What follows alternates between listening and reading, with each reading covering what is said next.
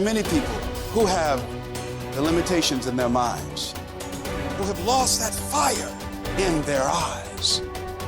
You aren't given any breaks in life. You make them for yourself. We are all being tested in life. And how you face that test determines the rest of your life. There's a lot of times where I don't know how I'm gonna move forward, but I ask myself one question: can you take another step? And that answer is always yes. Wherever focus goes, energy flows. So why don't we tap into that power now for your business and life? The part of beginning to get unstuck, you've got to decide that the behavior pattern that you have adopted doesn't work for you. You've got to change your strategies, and changing your strategy means reinventing your life, recreating you, and you have the power to do that. You want to take responsibility for your life. You can decide that you're going to change, that you're not going to be a wimp. I got me here, I can get me out of this, and I'm getting out. It's not easy reaching your dreams. It's not easy to achieve a happy and fulfilled life. It's not easy getting up every day, fighting, going through the daily struggles, getting rejected constantly, getting laughed at all the time, going through trials and tribulations, facing the pain of defeat over and over again. It is not easy, but if you do it, it is worth it. See, when people ask you, say, how you doing? Even if you're having some difficult times, say, I'm blessed and highly favored. Because anytime you wake up and you don't have a white chalk outline around your body, it's a great day.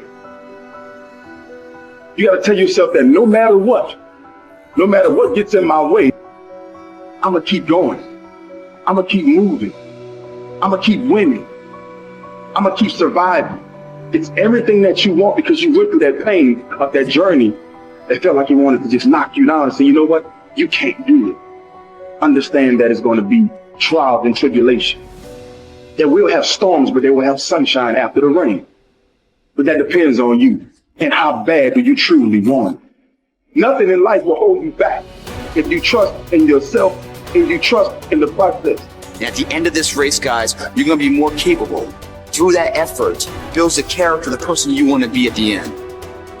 Accept that. And so I say to you, it's possible you can live your dream. If it's becoming a diamond, if it's having more, it's achieving more, it's possible you can live your dream. It's necessary that you have a plan of action, that you're resilient, that you stick to, that you have the vision and never give it up, that you become creative and relentless and keep on coming back again and again and again, and that it's you got to take personal responsibility to make it happen. And when life knocks you down, jump back up and say, it's not over until I win.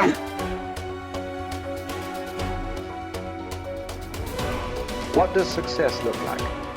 What does it take? Human being has come with such open sense of possibilities. Those who are committed to being successful with whatever they're doing, one important aspect of their life that is what gets you across so many lines in our life, so many barriers in our life. This happened in your school, maybe later in your university, later in your work. It's happening to people, maybe not everyone, but to a whole lot of people. Their commitment to success is weak. They want to succeed. They will take 3 steps. Then something little interesting happens here. They will go away here. They will go away there. They will go away there. Hey, I want to live. Their commitment to success is weak. Either situations around them in some way, situations can impede you from doing what you're doing very easily. Many times it happens to everyone. But when this happens, people weaken their commitment for their success. Maybe physically they'll feel a little weak. They will weaken their commitment to success. Maybe their emotions slosh around a little bit. They will weaken their commitment to success. So our commitment to success should not weaken because there is social drama going on, or physiological drama, or psychological drama. Whatever happens, your commitment to success should not weaken. That is what gets you across so many lines in our life, so many barriers in our life. So what does success look like? What does it take? Those who have been very successful, either in music, sport, art, business, spiritual process, doesn't matter what. Those people never know when they ate, when they slept, when they got afternoon rest. I have not seen such a thing in my life. So those who are committed to being successful with whatever they're doing, one important aspect of their life is they're not settling down where it's very comfortable. Because comfort will happen when they lower you to the very, very comfortable. Have you seen how comfortable they are? Once they're dead, if you throw them there also, they're comfortable. If you lower them, they're comfortable. Right now, it's about ensuring that there is profoundness of experience and there is impactfulness of activity. Because if they had given you a limitless amount of time, you could do all those things, nothing wrong. I'm not against it. But they gave you such a little time with such tremendous potential of being human. That's the problem. If creation had made you like an earthworm, I'm not saying there's anything wrong with it. It is just that it's a unipolar potential. It can only do that much. An earthworm is not thinking of climbing a tree because it knows it'll be picked up by the birds. It never has such aspirations. It just wants to recycle the earth. You know, it is beneficial to so many other lives, including us, but its objective is very clear: to eat and to reproduce and to die. Very clear objective. That purpose to fulfill, he strives. I don't think he sleeps in the afternoon.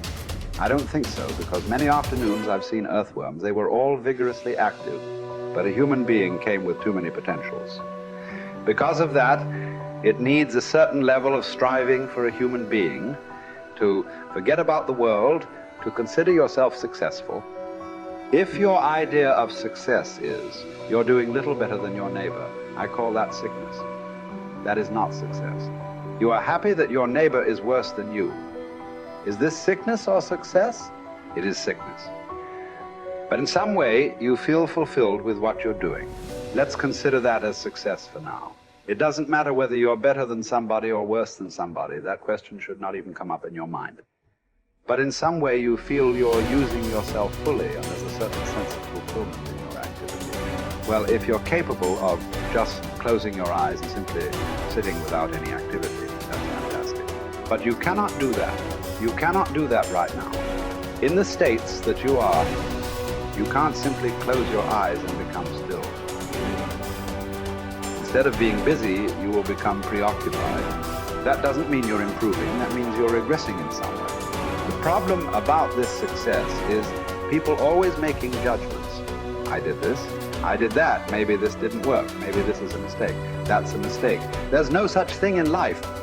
See, at one time you were a monkey, all right. Hey, this is not me, this is that Englishman, you know. Charles Darwin said you were all monkeys. At one time you were a monkey just a brief while ago. Was it a mistake that you committed? That you were a monkey? Or was it just a certain stage of evolution? Was it a mistake or was it just a certain stage of evolution? Similarly, since you were born, because as a human being, you're born largely unformed, unlike other creatures. Other creatures, if their food is taken care of, they know what to do with their life. Because human being has come with such open sense of possibilities. You come unformed. You don't come fixed. You have to fix yourself. Different people throw different types of balls at you. From all over, your parents, your teachers, the school, the neighbors, and society and the world throws all kinds of things at you. To gather all this muck and make something worthwhile out of yourself is your business. That's your success. It doesn't matter whether somebody thinks you're worthwhile or not. You feel you are a worthwhile life. Good enough for now. World may not recognize. It doesn't matter. But you know you are worthwhile.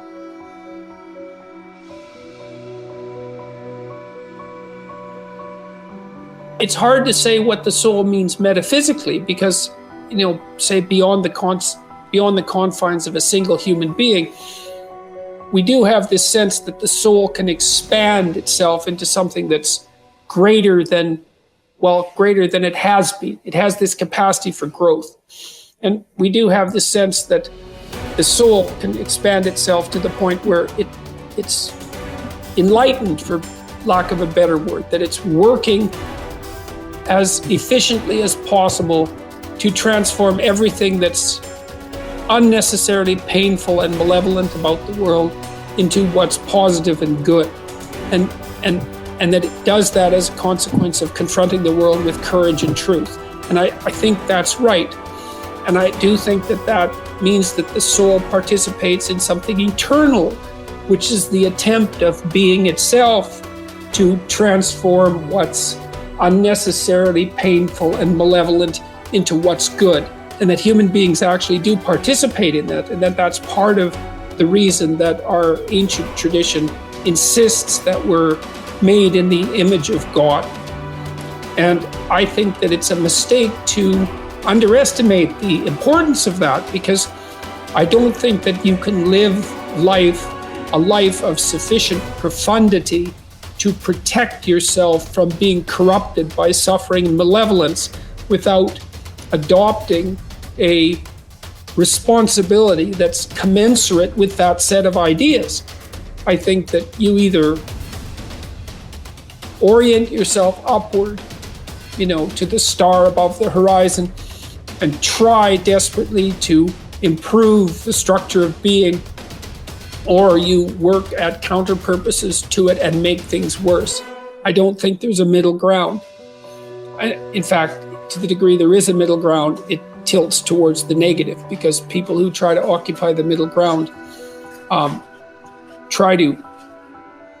generally try to accrue the benefit, let's say, without adopting any of the risk. And that's not acceptable, not helpful. So that's a soul to me.